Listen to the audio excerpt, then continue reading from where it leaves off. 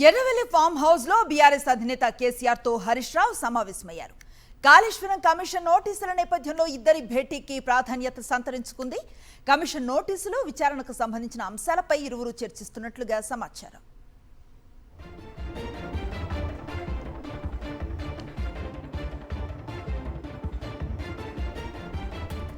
Erravelli farm house లో BRS అధినేత కేసీఆర్ తో హరీష్ రావు భేటీకి సంబంధించిన పూర్తి సమాచారాన్ని మా కరెస్పాండెంట్ విష్ణు అందిస్తారు. విష్ణు,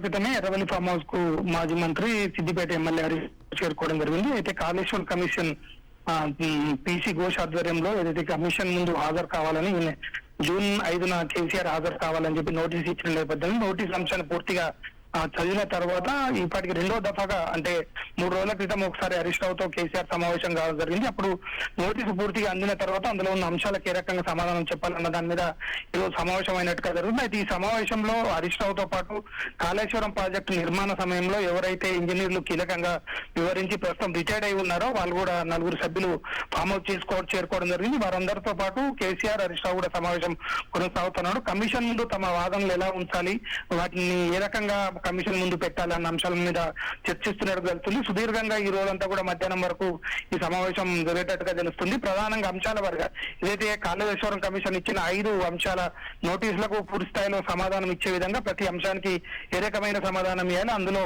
కాళేశ్వరం నిర్మాణం సమయంలో ఏ అంశాలు ప్రాధాన్యత తీసుకున్నామన్న అంశాన్ని కూడా చెప్పడం కోసం ఈ సమావేశం నిర్వహిస్తున్నట్టు జరుగుతుంది. ఈ సమావేశంలో పూర్తిగా ఒక డ్రాఫ్ట్ నోటు తయారు చేసుకుని 5 నాడు కేసీఆర్ కాళేశ్వరం కమిషన్ ముందు హాజరవడం కోసం ఈ నోటును సమర్పించడం కోసమే ఈ సమావేశం జరుగుతున్నట్టుగా తెలుస్తా ఉన్నది.